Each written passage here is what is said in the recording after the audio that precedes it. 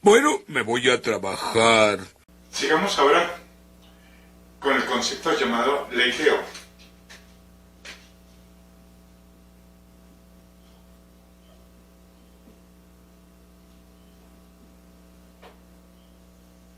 Bueno, vamos a suponer que tenemos un conductor de sección transversal uniforme y de longitud L. Supongamos este conductor de longitud L y área de sección transversal A.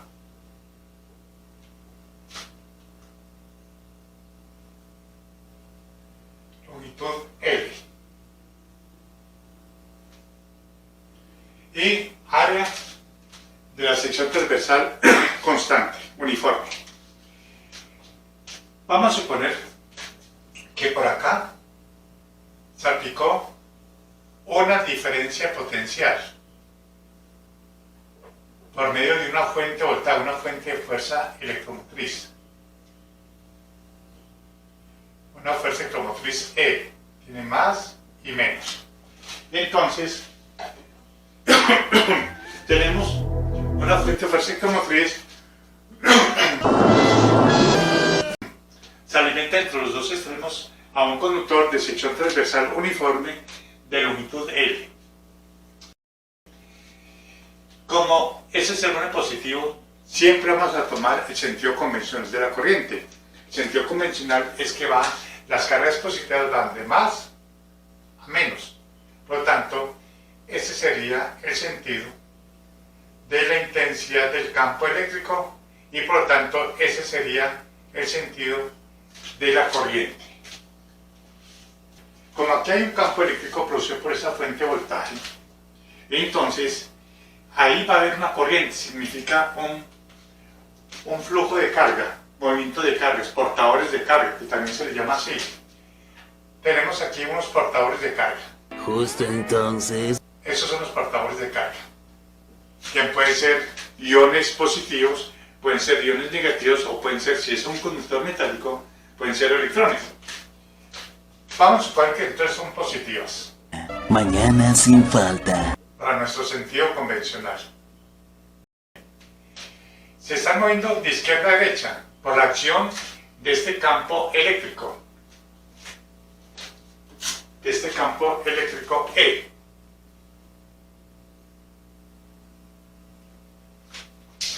Y produce sobre cada una de ellas una fuerza. Sobre cada una de esas partículas produce una fuerza.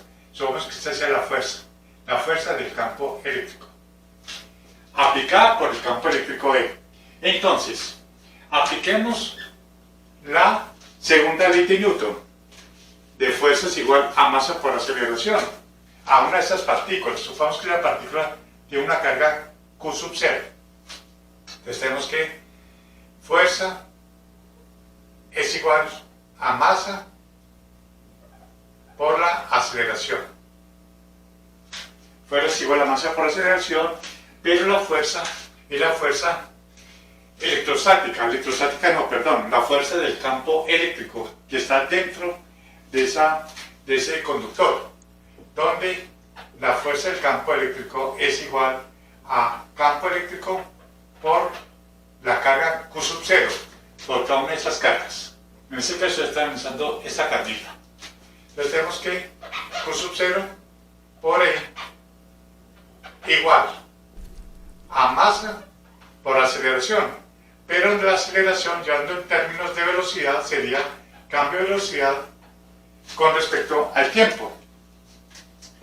Reemplazando Q sub 0 por E igual a la masa derivada de la velocidad con respecto al tiempo, de donde tenemos que derivada de la velocidad con respecto al tiempo es igual a Q sub 0 por E sobre la masa.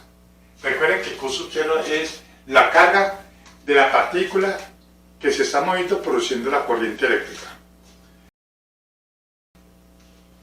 Hallemos la velocidad. dB es igual a Q sub 0 por E sobre M por dt. Integremos. Integrando nos quedaría que velocidad será igual a Q sub 0 por E sobre M por T más B sub 0. Estoy integrando, es esto.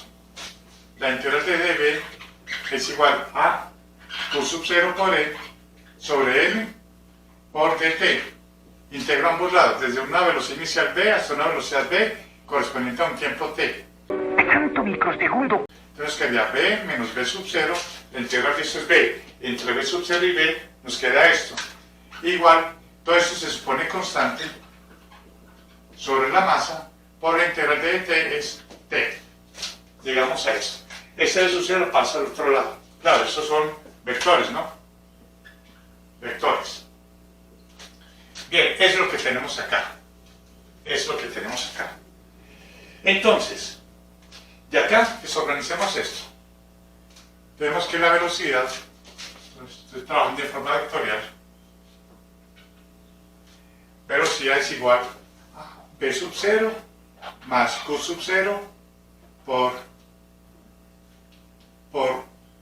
E sobre M por T. Tengo esa expresión. Bien, veamos y analicemos esta ecuación.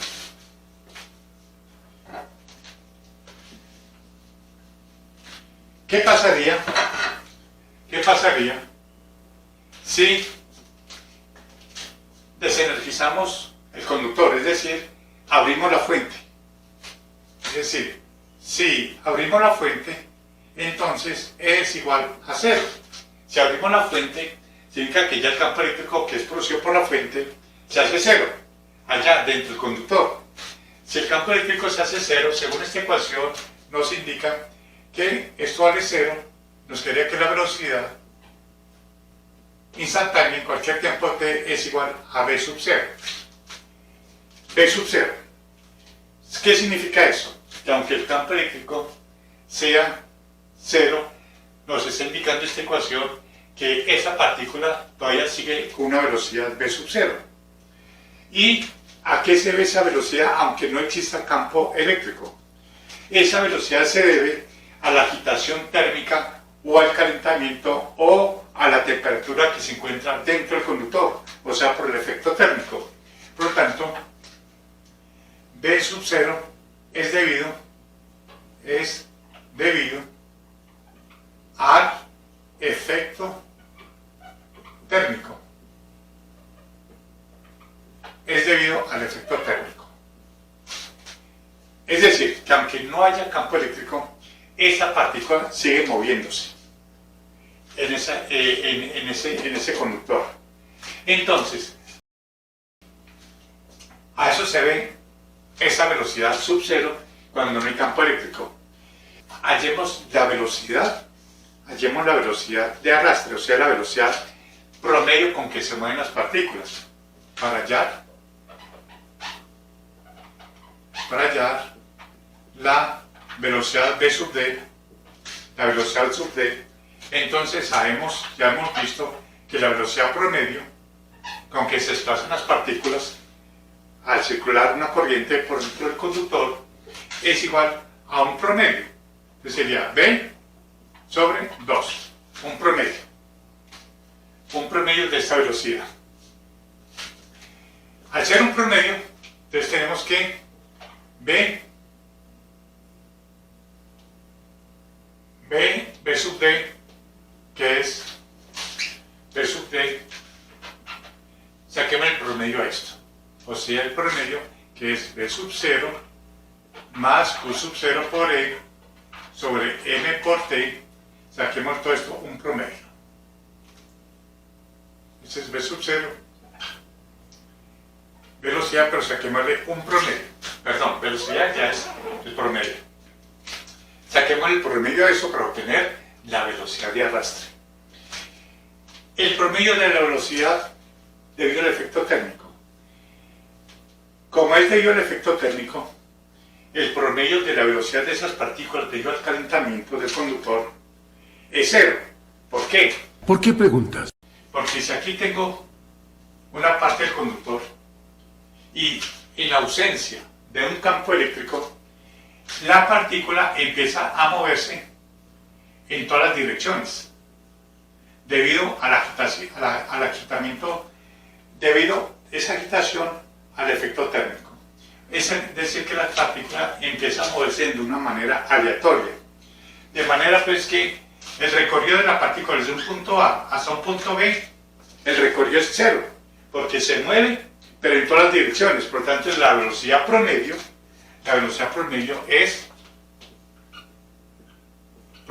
es igual a cero. Se mueve en todas las direcciones, es como un fluido. Si yo tengo un recipiente y tengo aquí partículas, moléculas de un fluido, y si yo caliento ese fluido, esas partículas adquieren energía calorífica, por lo tanto adquieren energía cinética, y al adquirir energía cinética por la energía calorífica que se les suministra, empiezan esas partículas a moverse en todas las direcciones, que esa es la agitación térmica. Se mueven en todas las direcciones de una manera aleatoria, de tal manera que la velocidad promedio de esas partículas es cero, porque por una parte va acá, luego se vuelve para acá, luego echa hacia arriba, luego echa hacia abajo, en todas las direcciones. Por tanto, la velocidad neta es cero. Eso es lo que estamos diciendo acá. Por lo tanto, nos quedaría esto. Velocidad de arrastre sería igual a eso vale 0, Q sub 0 por E promedio sobre 2M por T. Eso es promedio, ¿no? Hagamos esta gráfica para interpretar bien esta ecuación. Al hacer esa gráfica, tenemos lo siguiente. Una velocidad de arrastre, vamos a llamar aquí la velocidad de arrastre, pero en magnitud, y el tiempo. Observen que la velocidad de arrastre es la magnitud porque sabemos que tiene una dirección horizontal, estamos suponiendo que se mueve horizontalmente. Tenemos que eso es una constante. Q sub 0 es la partícula que se está moviendo acá, que es el portador de carga, que es constante el valor de esa carga. Repito, si eso es un conductor metálico, esa partícula sería un electrón. E, la intensidad del campo eléctrico es constante porque es producido por esta fuente de voltaje de fuerza electromotriz E. 2 es constante m y la masa de esa partícula. Todo esto es constante, solamente depende del tiempo. Por lo tanto, si hacemos esta gráfica, vemos que se proyecta de esa manera. Bien, es una ecuación de una línea recta. Bien, ¿qué significa eso? Que si dejamos esto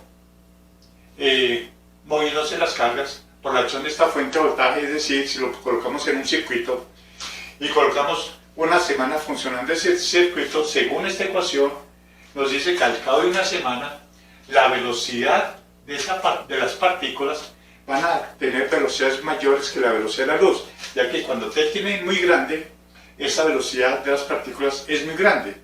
Puede llegar a ocurrir mayores o tener mayores velocidades que la velocidad de la luz. Eso es un absurdo. Entonces, ¿qué es lo que realmente está ocurriendo ahí? Acá, ¿qué es lo que realmente ocurre? Para que esas velocidades de las partículas no adquieran velocidades muy grandes. Significa que como no es una sola partícula, sino muchas partículas que se están moviendo, al moverse entre ellas se producen colisiones. Y al colisionar, entonces va a hacer esto. Vamos al análisis de una partícula. Va aumentando su velocidad de esta manera, linealmente. Llega en un tiempo determinado, que voy a llamarlo T sub C, tiempo de colisión. En ese momento, en ese intervalo de tiempo, choca contra una partícula vecina. Al chocar contra la partícula vecina, se baja su velocidad. Nuevamente, empieza a aumentar su velocidad, hasta que llega un momento que realmente es el mismo intervalo de tiempo, es aproximadamente el mismo. Bueno, aquí no lo estoy colocando igual, pero sí se supone que es el mismo. Prácticamente se toma como igual el intervalo de colisión entre las partículas.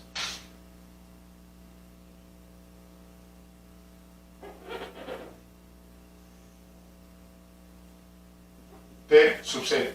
Y así sucesivamente. Va aumentando su velocidad hasta llegar a una velocidad máxima. Y choca contra una partícula vecina y se vuelve a cero. Es como, haz de cuenta, varias personas corriendo todas simultáneamente en un corredor relativamente estrecho. Una persona ahí aumentando su velocidad llega y choca contra una persona vecina y se disminuye su velocidad. Y luego otra vez comienza a acelerarse. Y luego choca contra otra persona y vuelve y disminuye su velocidad. Eso es lo que le ocurriría a estas partículas al pasar o al moverse dentro de un conductor. Entonces, tenemos que para sacar el promedio, sería el promedio entre un valor 0 hasta un valor máximo. El promedio sería, entonces más o menos sería esto.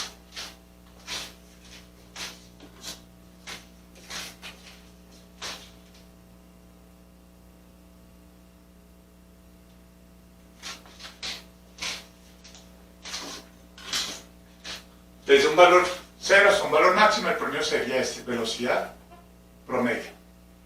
Y la velocidad promedio sería entonces, velocidad promedio, sería igual entonces al valor máximo, que sería todo esto, pero con el tiempo igual a G sub C, o sea, Q sub 0 por P sub C, y este sería el valor máximo acá, T sub C, sobre, perdón, aquí, ese no es un 2 acá, porque viene de acá, Entonces sería la masa, por el campo eléctrico. Y como se divide por 2, esto se divide por 2, quedaría 2 acá. Esa sería la velocidad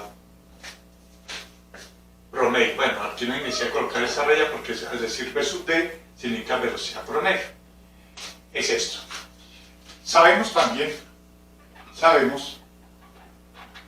que en términos de la densidad de corriente que circula por acá, sabemos que J es igual a ρ por velocidad de arrastre. Eso ya lo hemos visto. Entonces tenemos que la velocidad de arrastre es igual a ρ sobre J sobre ρ, donde ρ es la densidad volumétrica de carga. Densidad volumétrica de carga, o sea, la densidad volumétrica de los portadores de carga. Es la cantidad de carga por unidad de volumen que se están moviendo y produciendo la corriente. Densidad de portadores de carga, densidad volumétrica. Lo reemplazamos acá.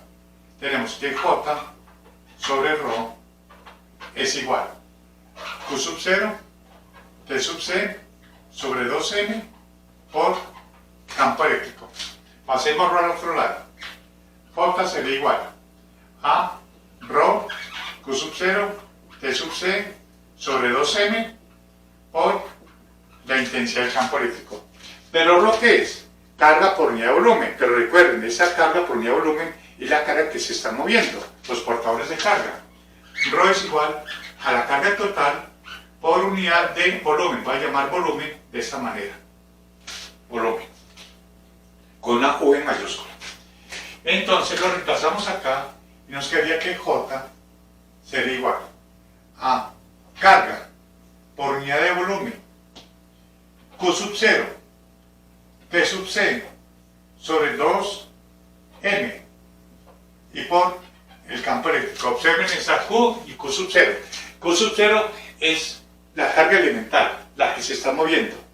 Pero Q es la carga total en un volumen total.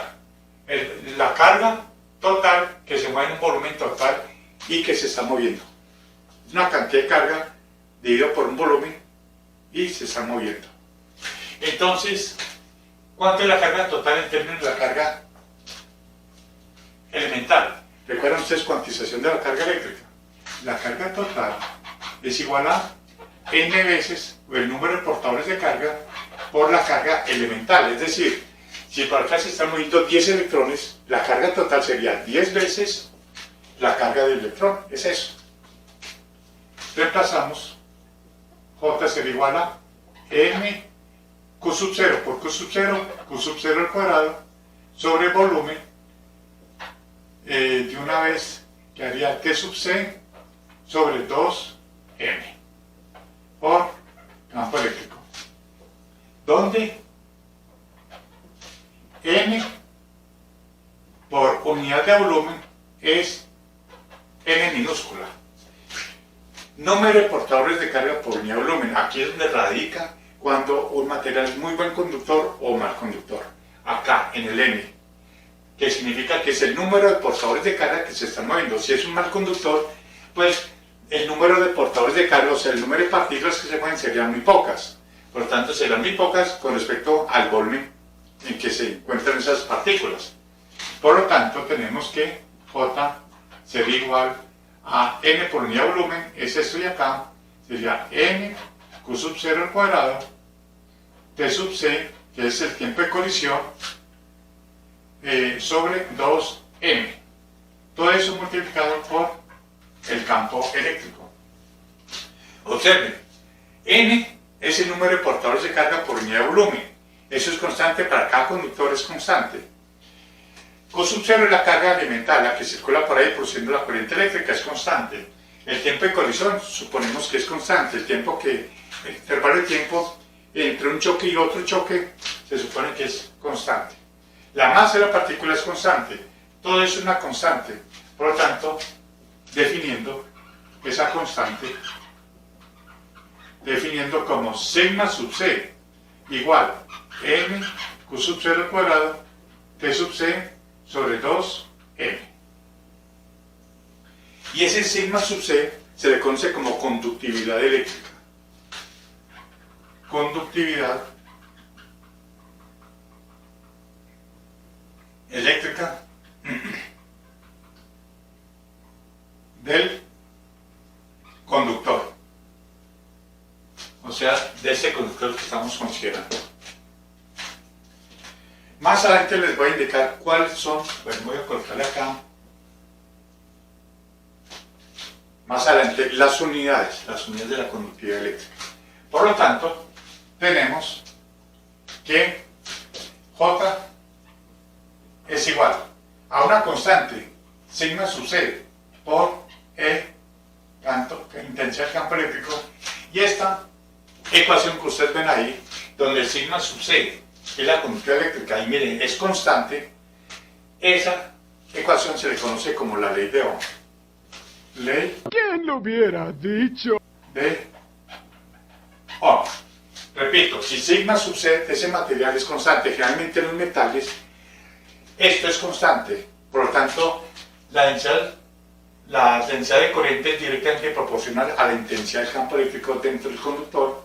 Entonces se dice entonces que ese material es óhmico, o sea, cumple con la ley de Ohm, cumple con esto.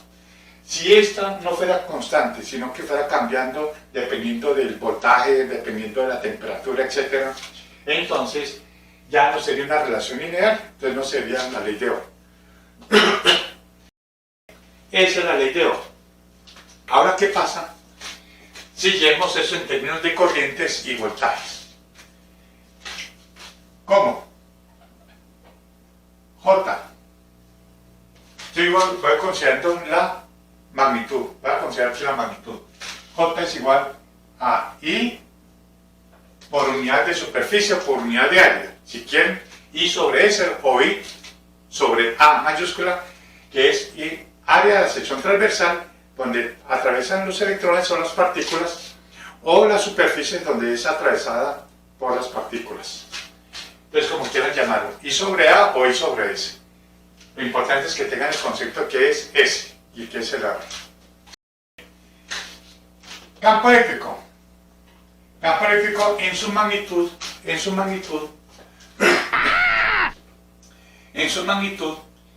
el campo eléctrico, ¿cuál es el campo eléctrico producido por acá? O mejor dicho, que se crea por acá, debido a una diferencia potencial constante. Y en esta región el campo eléctrico es constante, ¿recuerdan eso?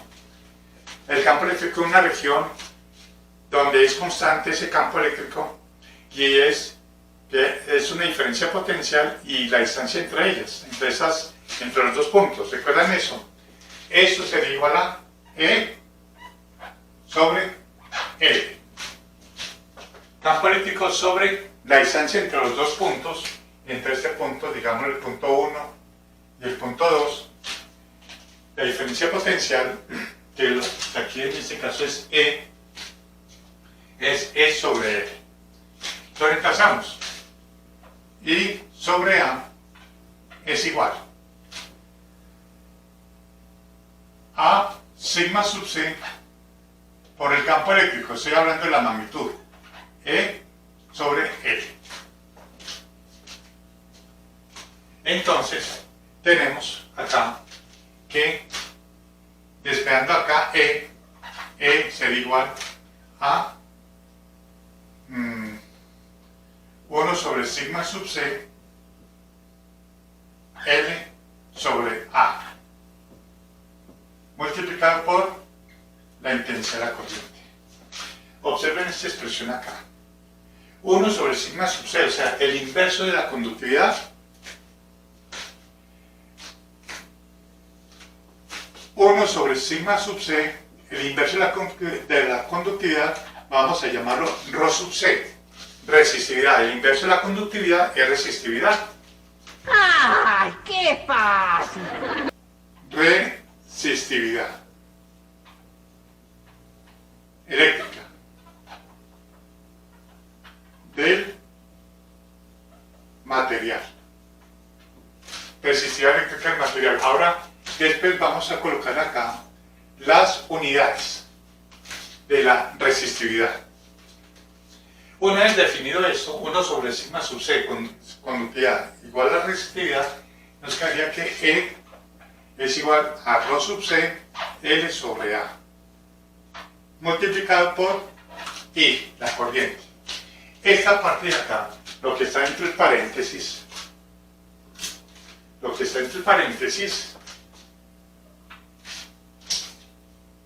voy a llamarlo como R, donde R es igual ρ sub C L sobre A. Y esta R se llama resistencia eléctrica del material. Resistencia eléctrica del material. Noten que la resistencia del material es directamente proporcional a su resistividad, o es una constante que la resistividad directamente proporcional a la longitud del conductor e inversamente proporcional al área de su sección transversal, o sea, A. Ya con esto tenemos que entonces que E es igual a I por R. Bueno, de esta otra manera, R por I. R por I. Nos quedaría R por I. O sea, lo que conocemos I por R. Esto, como partimos de acá, de la ley de Ohm, a esto en la práctica se le conoce como la ley de Ohm. Ley de Ohm. Claro, que acá, en vez de utilizar la fuerza electromotriz E, utilizamos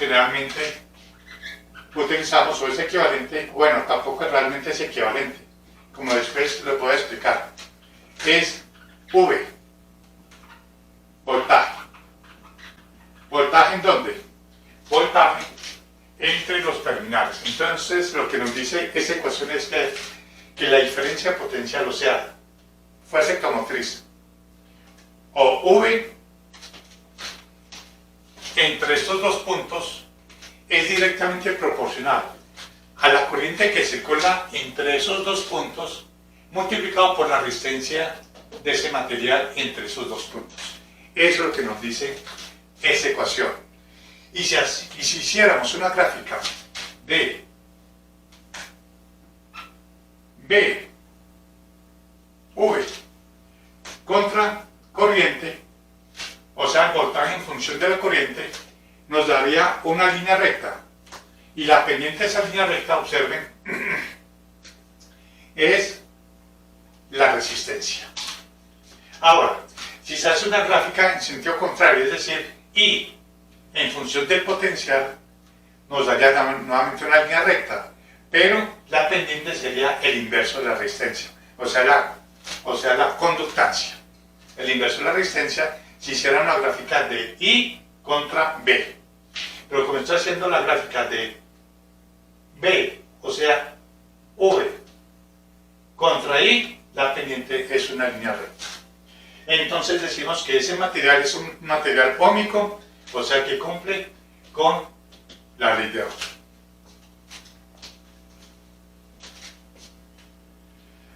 Una vez ya con eso, recuerden que acá tomé los módulos. ¿Por qué tomé los módulos? Sin ningún problema. Porque observen que la intensidad, el campo eléctrico va en dirección, digámoslo, X. O sea, en dirección, digamos así. O sea que el campo eléctrico va la magnitud en dirección I. Y J, que mire que depende del campo eléctrico, depende también del centro de dirección del campo eléctrico, entonces J también sería la magnitud de J en dirección I, porque tiene la misma dirección con J. Entonces aquí no hay problema de trabajar ya con los módulos, trabajar con estos módulos. No hay problema, ¿por qué? Porque los vectores apuntan en la misma dirección. Creo que es muy obvio que sí. Es eso. Que en este caso sería J, aquí J sería, coloquemos por acá, sería J. J, tiene la misma dirección de E. Claro, porque estoy suponiendo que esto es una constante y además el material es isotrópico. Isotrópico significa que en cualquier punto de la sección transversal, de ese conductor del área de la sección transversal, tienen el mismo valor. Tienen el mismo valor. Eso significa que es, perdón, que el mismo valor no, eso sería homogéneo, que tiene la misma dirección. Me alegra que me corrijas. La gente siempre le alegra que la corrija. Que J en cualquier punto tiene siempre la misma dirección. Por lo tanto, entre I y J siempre va a tener la misma dirección en cada punto dentro de ese material. Ahora veamos ya lo que sabemos que es la ley de Ohm, que es una resistencia. Bueno, veamos las unidades. Observen. Bueno, la resistencia siempre se da en ohmios, en ohm, OHM, en honor a George Ohm. Entonces, vamos acá, aquí rápidamente. Si la resistencia se da en ohmios, despedimos Rho sub C. Rho sub C será igual a A por R sobre longitud. Si estamos mostrando el sistema MKS, A es metros cuadrados sobre longitud, que es metros, por ohmios. Por tanto, Rho sub C sería igual a ohmios por metro. Esa es la unidad, ohmios por metro es la unidad de la resistividad, Rho sub C. Entonces, acá caería ohmios por metro. Ahora, ¿qué pasa con la conductividad? La conductividad vimos que es el inverso. Entonces, sería el inverso de ohmios por metro. Esa sería la conductividad. El inverso de ohmios por metro. Y eso sería igual. Ohmios por metro. Y el inverso de ohmio, 1 sobre la letra griega. Esa letra griega es omega, sí. 1 sobre el inverso de Ohm sería mo. El inverso de Ohm sería mo.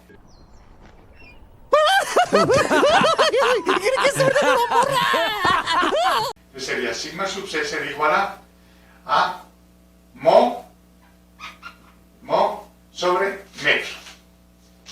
O también en forma de símbolo, si ese es omega, el inverso de omega El inverso omega sería, el inverso de eso sería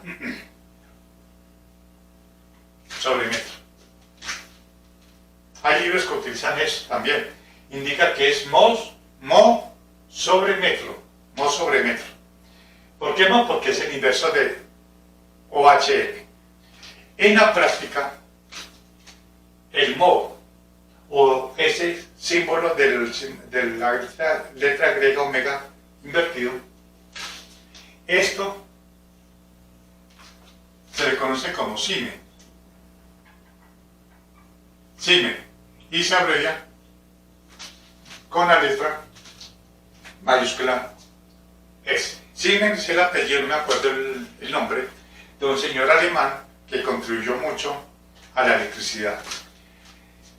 Siemens se conoce como la conductividad. Siemens por metro. O sea que esto, entonces esto quedaría, sigma sub c quedaría igual como Siemens sobre metro. En la práctica, o se quiere mo sobre metro, pero en la práctica se utiliza mucho es el Siemens sobre metro. Para la conductividad. Bien, esas son las unidades. Entonces aquí sería Siemens sobre metro. El símbolo eléctrico de R, resistencia, el más universal es este.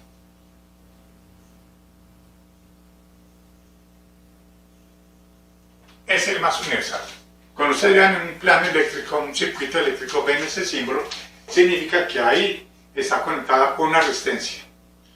Si está en colores, pues ya los colores, es un código de colores que nos da el valor de esa resistencia.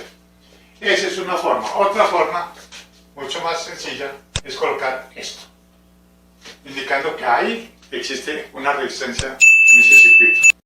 Pero nosotros vamos a utilizar el símbolo más universal. Gracias.